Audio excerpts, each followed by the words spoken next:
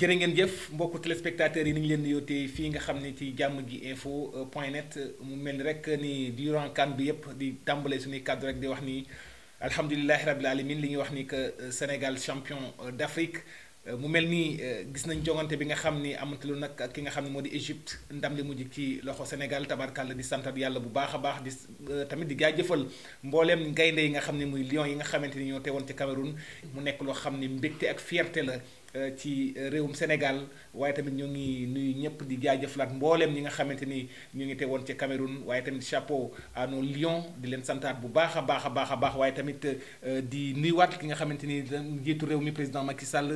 kon nag mboolem opposition yi tamit santaat nañ leen gisaat nañ leen démb teerum gaynde yi nga xamante ni ñoom ñëpp teew nañ fi nga xamante ni moom ci réew mi mu nekk loo xam ne ab boole la xol yëpp feex na xol yëpp sedd na coach mu mel ni yow tamit dañ lay jaajëfal bu baax international bi nga xam ni yàgg nga dugg ci terrain Sénégal di muyee say maillot ndax réewum Sénégal di la wax félicitation encore di la nuyu.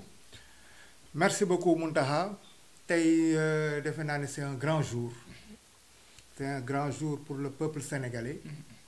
C'est un grand jour pour le football sénégalais parce que loo xam ne ça fait maintenant presque 60 ans que Sénégal di ko xaar di ci daw di ci xaar tànku tubéyam pour jot ko ba tey la ko yàlla tudd fii déception bu nekk football sénégalais am na ko ñu koy muñ te lii olof naan soo muñee muñ dëgg la lu wér la moo ñu tey nag ñun ñoo aye daal di muuñ parce que trophée bi ñu yàlla jox am na ñoo xam ne ba léegi amuñu ko te depuis moment bi ñun bi ñu ko commencé di ko séentu ba léegi ñoom tam moment boobu lañ koy séentu bien sûr bien sûr donc tey nag ñun ñoo ayee waaw donc yàlla vraiment maa ngi koy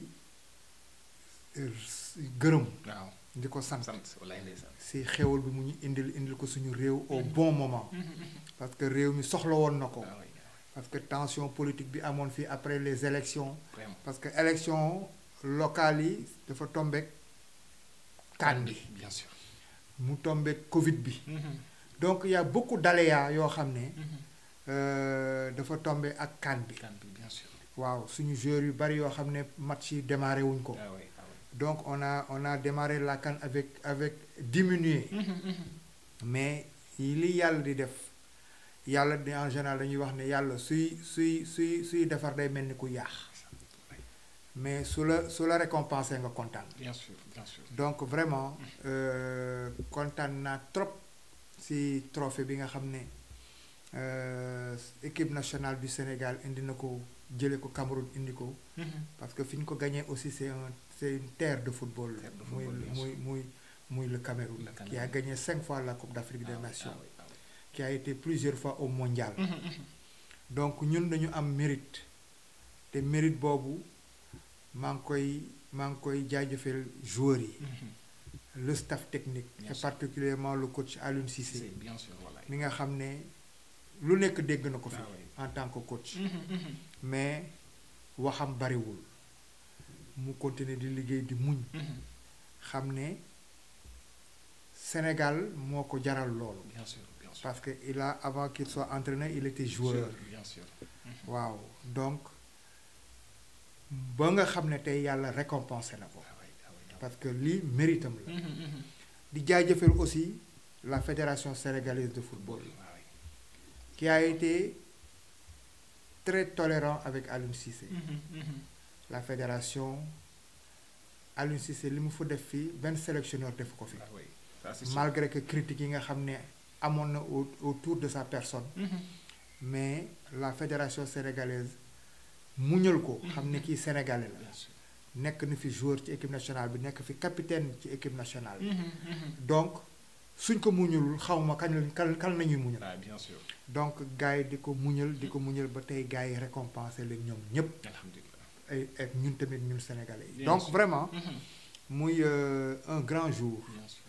un grand jour pour le football sénégalais et j'espère que incha allah yàlla dina ci tegaat yeneen trophée. macha allah parce que y a que le début qui est difficile. qui est difficile. waaw tout début est difficile. bien sûr waaw mais mujjantal ko loolu moom la ñëpp di ñaan. mu rafet neex. alhamdulilah waa kay coach mu mel ni am na solo yow tamit dañu lay jaajëfal vraiment. nga yàgg toog ci ay plateau. yaakaar naa durant Sénégal di football. kaan yi jiitu sax yi la ñuy wax yaa ngi woon ci yeneen plateau. mais yàlla dogal tey. nga ànd ak ñun durant. CAN 2021 bi nga xam 22 bi. que nga ànd ak ñun. ginnaaw si tamit nga ñëw di ànd ak ñun ci débriefing bi sonn tay woo benn yoon. à tout le temps ñu ngi déggante téléphone. ba plateau yi sax bu ñu koy def. ba tax na tey nga ñëw tamit vraiment dañuy wax ni gàcce nga laama tamit yow ngay liggéey ak ñun. di ci jàpp vraiment dañuy comprendre temps bi bariwul. et pourtant mën nga ñëm demaat foo xam ne dañu naan fii mu fu ëpp doole jàmm ji info. mais yow mu mel ni ki jàmm jooju nga visé. ak logo gaynde gi gaynde googu dafa mel dafa la aspiré ba nga xamante ni tey. moo tax tey incha allah yàlla def na nga tombeek fii tey nga xam ne pot bi fii lañu ko jëlee muy Coupe d'Afrique bi. waaw c'est-à-dire que xam nga liggéey moom fépp lañ ko mën a defee liggéey fépp lañ ko mën a defee comme ni nga ko waxee rek nekk naa si ay yeneen plateau mais tey yàlla fii la ma orienté parce que yàlla moo lay orienté moo lay guidé yàlla fii la ma orienté ne ma tey ñii soo liggéey ak ñoom ndam dina fi ñëw. lay ndeysaan. waaw macha allah lay ndeysaan. donc ndam li ñëw na tey te loolu moo am solo. bien sûr. loolu moo am solo. waaw mooy liggéey bi yàlla barkeel ko. ba ñu am ci résultat. bien sûr. te liñ ci doon séntu man ak yow depuis le début de la CAN. oui. gëmoon nañ ne ñu nañ toog fii di def débriefing final bi loolu waxtaan nañ ci. bien sûr. te yàlla confirmé na ko. yàlla matale na ko confirmé na ko donc defe naa ne. loolu rek moo am solo. moo li am solo. moo li am solo. wallaay ndeysaan. waaw le résultat final. et le résultat final était un résultat positif. tabarkalla kon ci foofu sax du ma la dagg. waaw ndax dañuy gis benn slogan boo xamante ni dañ ko jël muy man ko ànd jëm jëli ndam li. jëli ndam li. boo xoolee bu ñuy daal tëj suñuy jotaay ñuy def nii ànd booloo. xam nga booloo bi ren dafa mel ni sénégalais yi nag ñu ngi soog a yeewu ci mbir mi. daanañ ko def mais dafa des. mais bii dañu gis ni ñëpp ànd booloo man koo dem jëli ndam li. exactement muy la paix muy jàmm yéenante jàmm. waaw te gis nañ ko sax ba nga xamante ni xol yi rafet. waaw gis nañ dem ba opposition ba ñëwee seet si njiitu réew mi. yaram yëpp a daw. ñu bëri dañu fàttali lu bëree bare mu mel ni c'est le Sénégal. c'est le Sénégal qui gagne et le président. Hier, j'ai entendu son discours au salon d'honneur de l'aéroport. Discours bu rafet la. discours kilifa la. njiitu réew la. il a fait appel à l'opposition, à tous les Sénégalais. Parce que Sénégal su gagné amatul opposition amatul pouvoir. Sénégal la. Ouais, c'est le drapeau. C'est le drapeau. On est allé défendre nos couleurs. En terre comment dirais-je extérieure. yàlla may ñu ndam. donc suñu ñëwee suñu dëkk. ñun ñëpp ñoo ko war a bokk féete ko. bien sûr xol yi ànd. te président démb loolu la wane démb aéroport. te vraiment ñëpp di si kontaan. vraiment di ko jaajëfee si comportement boobu. jërëjëf et surtout tamit à l'opposition bi nga xam ne ñoom tamit vraiment def nañ fa taxawaay bu am solo. gis nañ fa Barthélémy Dias gis nañ fa Khalifa Ababacar Sall. Déthié Fall mbooleem Lamine Diallo. partout ñoo xalaat rek daanaka ñëw nañu teew ñëw bokk ci opposition c'est le Sénégal c'est le Sénégal qui gagne. même Ousmane Sonko bien sûr. parce que Sonko il a envoyé message au président. vraiment daal di dugal benn kii ci réseaux sociaux yi. waaw c'est la Yewwi Askan Wi. féliciter le président qui a accompagné l'équipe nationale. bien sûr parce que defoon naa ne ñoom tamit. ku fi nekkoon tey place président noonu ngay def. parce que Sénégal rek moo ko jar. tabarkalla mbokk yi ñu ubbee page boobu ndax bu ñu waxee jàmm ji info. jàmm rek ci la lépp xaj ndax bu ñu gisee jàmm tamit xol day sedd xol yépp féex na. gis ngeen bu ñu demee ba xool suñu slogan tamit mooy informer éduquer et divertir dans la paix. boo gisee suñu logo sax coach mooy gaynde gi nga xool. moom la ñu à peu près parce que moom lañ ci def mooy suñu logo. néew na nga koy gis feneen. kon donc ñun ñoo ngi sant naan alhamdulilah rabbil alamin ci gaynde gi nga xam ni bokk na ci suñu logo mu nga xamante ne ñun ay gaynde lañ parce que dañ leen waxoon dañuy dem teraanga gi nañ ko bàyyi fii waaye nag moom dañu nekk ñoo xam ne agressif la wane seen bopp dafa mel ni bi yoon teraanga gi la ñu doon yóbbu moo taxoon affaire yi xawoon yéex coach si mel dañu dugg nag directement ci jouru match bi xam naa li ñu dañ koy débriefing tuuti rek muy final bi coach mu mel ni nekkoon na match boo xamante ni Sénégal du début à la fin dafa dominer match les Égyptiens à la 6e minute gis nañ Sadio ñuy fàttali ko tuuti penalty bi nga xamante ni jëloon na ko mu nekk ab penalty boo xamante ni waroon na jaar yoon te fi mu ko teg sax foofu la mais donc góol bi on dirait que dafa téléphoné am ko mais dóor boo xamante ni tegu na lu tegu ci yoon la malgré coach Sadio raté na penalty bi mais dañu gis ni dafa yëkkatiwaat joxat xadaar peuple bi. ne jug leen mu mel ni. gisul woon loolu moom dafa gëmoon ni ndam li moom dafa war a dem Sénégal. Effectivement, c'est-à-dire que finale bi le Sénégal a abordé cette finale avec beaucoup de confiance. ba nga xam ne rien ne pouvait nous arriver de malheureux. Bien sûr. bi nga xamee ne ils ont démarré le match par le bon bout. Dominer match bi Sénégal s'est créé des occasions. du football bu leer. di jël ay initiative mais li nga xam ne moo manqué woon ci jeu au Sénégal mooy but. but bi te c'est le but qui fait la différence. mais yàlla tudd ko woon ñuy dem ak ñoom naar yi parce que ñoom tamit. waaw li nga xam ne moo leen arrangé woon te moom la ñuy doon footballé ba yegg ci final. mooy ne pas encaisser de but. aller au tir au but et faire la différence parce que wóolu woon nañ seen gardien. wóolu woon nañ seeni tireur. ñun nag c'était le contraire des naar. ñun suñu góol ak Edouard Mendy même si l'un des meilleurs gardiens au monde. penalty c'est pas son fort. il faut dire les choses telles qu'elles sont. suñu joueurs yi aussi c'est pas de grands tireurs de penalty ils ont pas l'habitude. donc yooyu yëpp c'était à notre défaveur. mais gis nga yàlla su lay nàkkal. kenn mënu ci dara. waaw faaw dafay leer te neex. waaw dañu ne boo naree daanu moom bés boobu cuune ngay doon. parce que ñoom seen ñëpp xamoon nañ seen at mooy yóbbu ñu tiro bi. exactement parce que xam nañ mënuñu woon gagner ci terrain. exactement voilà donc bi nga xamee ne loolu kon match bi mu ngi dem ñuy résister. ñuy attaquer di jouer di jëlee initiative ba njëkk am penalty bi Sadio Mané jël ko.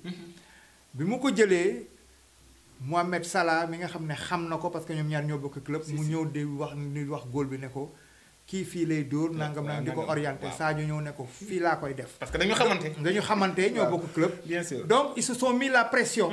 ñaari joueurs yooyu mais bi Sadio tegee ballon bi. pression bi ëpp na ci moom ba nga xam ne il a tiré en force raté ko. parce qu'il a tiré sur le gardien. bien sûr. yàlla def loolu mais avec son mental Sadio le connaissant avec son mental de guerrier de lion. il s'est motivé tout seul. bu mu defee loolu moom ci boppam moo motivé boppam. joueurs yi sax ñëwuñu di ko motiver moom moo motiver boppam. bien sûr wan public bi wan le peuple du football. que ne lii du dara. noonu la def. ba match bi démarré waat. ñu continuer di jouer. di jouer ba dem prolongation. d'accord waaw. coach mu nekk loo xam ne lu am solo la. macha allah fi ñuy bëgg a daanalee sax presque li ñuy war a wax dafa bari. coach système de jeu bi nga gis Sénégal keroog teg. waaw mën na gagner kenn ku dul Égypte. équipe bi bu ñu ko toppee. coupe du monde am nañ ci yaakaar bu baax. waaw parce que y a du potentiel. potentiel footballistique am na. les joueurs sont jeunes. ba pare entraîneur bi il a apporté du sang neuf dans l'équipe. il y a de nouveaux joueurs qui sont jeunes. yoo xam ne ils ont une grosse marge de progression. te ñooñu d'ici coupe du monde bi ñëw. ils vont s'aguerrir. ils vont prendre la maturité. te yeneen joueurs yoo xam ne tam ak résultats yi am nii. waaw dinañ intégrer équipe bi. il y a des binationaux yoo xam ne. ils sont en Europe. ils vont intégrer l'équipe parce que xam nañ ne y a du résultat. d'accord te fu am résultat day yomb dugg. bien sûr day yomb dugg donc loolu dafay tax rek équipe bi gën a dëgër. ba pare locaux yi nga xam ne ñoo nekk fii aussi. dina am na ñoo xam ne ils vont réintégrer l'équipe nationale. macha allah donc Aliou Cissé il aura le choix. de faire son choix. waaw merci coach. waaw coach mu mel ni li ñu war a wax bëri na. mais fi ñu tëjee rek. vraiment xel yëpp dina delluwaat ci ki nga xamante rek mooy Bruno Metsu. gis nañu ñi nga xamante ni yàgg nañu wut les coachs. pas mal bu ñu limee sax dañuy juum mais pas mal. François Jules Bocandé gis nañu moment bi xel yëpp dañuy delluwaat ci ñoom. ku ci demee Pape Bouba Diop. temps mal Lamine Diack bëri na. coach moment bi Sadio Mané tegee penalty bi foofu laay daanelee parce que tam. mu mel ni loolu yëpp. ñoo ngi ko doon yàgg bëgg. dem nañ ba final. tout le temps mais mënuñu ko woon jël. Sadio bu mu tegee dernière penalty bi. courte pression comme raté woon na ci biir terrain bi. dernière tireur bi. Sénégalais yëpp ne comme raté woon na ci biir terrain bi. bal bi mu jëlaat responsabilité bi. mu mel ni réew mi yëpp waaw ñu ngi man ko nekk ci gannaawam loo yëg foofu bés boobu. en tant que l'ancien coach de Sadio Mané. boobu yaram daw na. ndeysaan effectivement yaram daw na ba pare ma yërëm ko. parce que xam naa ko xam naa fi équipe bi toll ci moom. responsabilité bi mu gàddu. des millions de Sénégalais des millions d'Africains. di ko xool mu njëkk a raté penalty. tegaat deuxième penalty bi jël responsabilité boobu da ngay xam ne kii gawar la. gawar mooy comporté woon noonu. bien sûr. damay ñëw tuuti si Koto. mi nga xam ne il a été international nekkoon sama coéquipier. bien sûr. nekkoon entraîneur équipe nationale. moo njëkk entraîné Sadio Mané en équipe nationale senior. Joseph Koto. qui est décédé. Lamine Dieng. qui était l'entraîneur aussi de l'équipe nationale qui est parti. Il y a Pape Bouba Diop l'ancien footballeur. qui est rufisquois comme moi. Il y a aussi Karim Séga Diouf. bien sûr. qui était mon entraîneur. Et il a formé même Aliou Cissé on dirait hein. Oui, Aliou Cissé c'était son adjoint, c'était les Olympiques. D'accord. Waaw Karim Séga man moo ma njëkk a entraîné en senior au Saltigué de Rufisque. Karim Séga c'est un Rufisquois comme moi. D'accord. Il a entraîné l'équipe nationale, il a beaucoup fait pour le football sénégalais. Donc ñooñu c'est des gens yoo xam ne des nationaux yoo xam ne kenn warul leen fàtte. kenn warul leen fàtte parce que Karim Séga Diouf il a entraîné ba ni mu retraité. waaw ba yàlla jël ko tey. donc ñooñu Koto aussi nekk équipe nationale keroog bi ko yàlla di jël mu ngi def liste convocation joueurs yi nga xam ne ñoo war a préparer benn compétition fële comment dirais-je à Dakar. muy préparer foofu la ko yàlla jëlee donc ñooñu dañu leen war a delloo njukkal. dëgg la waaw parce qu'ils ont ils ont continué à mouiller le maillot ba yàlla jël leen. bien sûr. donc ñooñu yàlla na leen yàlla xare àjjana. amiin yaa rabbal aalamiin. yàlla mooy seet ki ko neex. tey ñooñu mënoon nañ ko fekke wuñ ko. donc ñun ñi nga xam ne ñoo fekke loolu. fekk tey ndam li. dañuy ñaan yàlla mu jik ñu. alhamdulilah jik Sénégal. waaw keroog nag Sadio Mané bi mu tegee penalty bi. yaram dafa daw. yaram dafa daw parce que da ngay xam ne xale bi ku am jom la. parce que ku am jom rek su am na ñeneen ñoo xam ne tey su leen li ko daloon keroog dal moo leen li ko dal keroog moo leen dal. dañuy won bal ba gannaaw duñ jël responsabilité. mais il a pris ses responsabilités xam ne nit ñi yaakaar nañ ko te waru du moom mooy tas yaakaaru Sénégal. bien sûr bien sûr. moo tax mu teg ballon bi dóor ko te ni mu ko dóoree da ngay xam ne kii yéene la dóore ballon moo tax yàlla may ko ndam may ndam Sénégal. alhamdulilah vraiment muy geste boo xam ne un geste à saluer. muy xale boo xam ne il a du mérite. parce que li mu am ni yëpp da ko liggéey ñafe ko. mu ngi noonu mu yàlla lafal ko cat. musal ko ci ay gaañu. parce que xale boo xam ne ku bëgg réewam la. ku bëgg li muy def la. wallaay ndeysaan. waaw et puis xale bu am reconnaissance la. tabarkalla jërëjëf coach. waaw ñu di la santaat beneen yoon mbokk yi gis ngeen lii la ñu doon ñaan moom la réew mi doon ñaan plusieurs années ñu di ko wut. muy Coupe d'Afrique bi donc li ci mën a tirer yenn leçons yi. kon nag sant yàlla ba tax na tey ndam li ñëw na coach. yow ñu ngi lay santaat bu baax. di la gërëm goo xam ni day am fu mu tàmbalee amul fu mu yem. da nga bokk biir Gamou Infos waaye tamit di la ñaanal. parce que ku la xool tam xam sa capacité expérience. bi nga xam ne yaa ngi ak moom. di la ñaanal nag suñu borom. jox la club. yu gën ci club yi. vraiment donc ci sa li nga xam ni CV coach bi nga yor. ku ci jàkkaarlu en plus nekk ancien international du Sénégal. kon dañu def lu dul centre di la ñaanal réussite boobu te incha allah gëm nañu. balaa yàgg moom club yi lépp dina ñëw incha allah. centre bi dox. centre bi dox. ay internationaux yu mel ni Sadio Mané wala yu ko raw génn fa. voilà merci coach. amiin waay merci beaucoup. kontaan naa mu mel ni gis nga coach itam. durant ñu dem ak maillot yi nga xam ni tam. une première gis nga rek jamdji-info.net soutient les lions du Sénégal. donc alhamdulilah rabbil alamin yow it sa boss gis nañu noonu nga ko fonkee. bëgg ko lool. kon nag ñoo ngi jaajëfal ci wàllu caméra bi soxna si nga xam ni soxna su mën góor tam di ko nuyuwaat bu baax soxna mi Thiam ñu koy nuyu. soxna aji ñoom it di sant mbooleem ñi nga xam ne jàpp nañ ci fan zone yi. vraiment muy liggéey bu rafet ñu taxaw ci bu baax. sant nañ la bu baax a baax mbokk yi ba beneen yoon. vive le Sénégal. Vive le Sénégal qui gagne. Qui gagne.